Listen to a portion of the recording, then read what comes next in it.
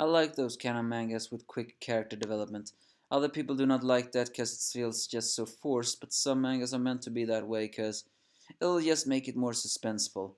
May not have been one of the best things, but hey, I still believe that this manga is not slowing down in awesomeness. This is the Doctor Stone chapter 32, and I am the Angry Man from the Despair Reviewer. Ginrou is of course in despair of having his silver lance turned into what it is, and is afraid to go back there. Senku says that it's not a curse, but they had to do that. After all, they need to get it. So he applies some amount of akali to darkening from the hydrogen sulfol in order to turn the spear back to silver. Elsewhere, uh, then finally Senku and Chrome head towards the destination. As they put on their gas masks, they are now ready to combat the green demon, so to speak. Chrome begins to freak out as he remembers what Senku says, and also how how the birds died. But then Senku just casually walks forward, and which baffles Chrome. Senku says that they need to. There is no time to cower in fear. They need to get moving and just do it. Of course, then Chrome sees Senku's hand, and while his face is still a poker face, his hand is trembling in fear.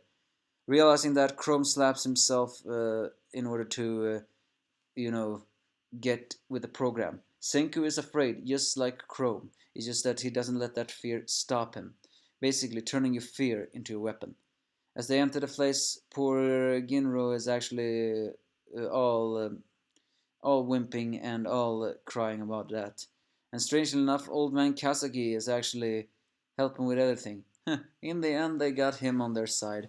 As Ginrou begins to uh, talk about this and that, Kazaki begins to talk about the way you talk is almost like you're describing your own frightened self. And he then explains that a leader never has any weaknesses. Weakness is a coward's secret to a long life. He was also one of those cowards, as we see a flashback that he was terrified of all the different lions and hid from them. But he also says that in everyone's innermost thoughts, they want to be someone who is not a coward.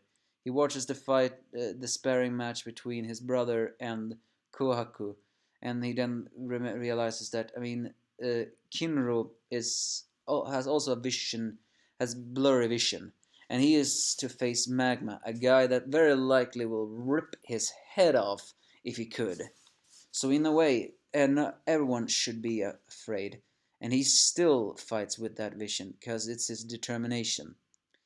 So Kazuki says that reason and heart, there's one way to win over fear. Remembering Kohaku's words that she wants to save her sister, Ginro begins to realize what it is. And Kazuki, well, he played the tsundere and made a gas mask just in case. Back on the place, Senku and Chrome are gathering samples, although I don't exactly know how they're gathering samples. Are they taking the glass in, filling it, or taking out the rocks?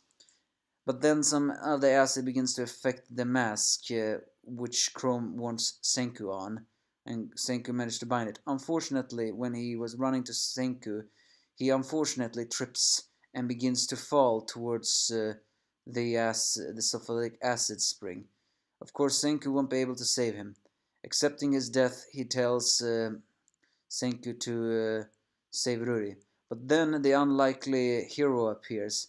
It's none other than Kinro, who grabs the spear and manages to push it out, and Crow managed to gather it, even the edge before, well, it turns completely black. Even though very heavy and breathing heavily, Senku says that he needs to stay calm. Of course, he cannot stay calm when he sees the death girl heading over him. So Senku and Chrome says that you're winning against fear. Do you push yourself this forward? So Chrome repeats what Kazuki says, but in a different way. What you need to have is here and here, heart and soul, heart and body, so to speak. Or I mean, reason and heart. Reason is here, heart is here. So, uh, or maybe in some people country says that heart is here or reason is here. But we'll say reason is here and heart is here. So that's the one way to people to win. Remembering that he is a guard with his brain and fear, he will overcome his fear. Using that strength, he pulls up Chrome and saves him. The only question is, did he save himself? Because we see some of the splattering down his feet. So well, who knows? In a way, a chapter that shows some character development for the cowardly and a little bit annoying Ginrou. Once again, this author pulls that makes some amazing scenes to make you like the characters you normally do not like.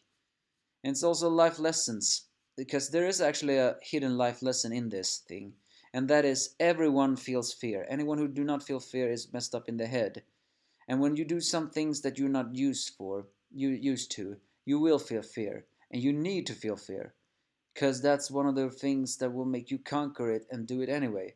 Stuntmen, for example, they will do dangerous, life-threatening things, and many of them do feel fear, but they still do it, not because of just of reasons, but simply because they will harness their fear and do it.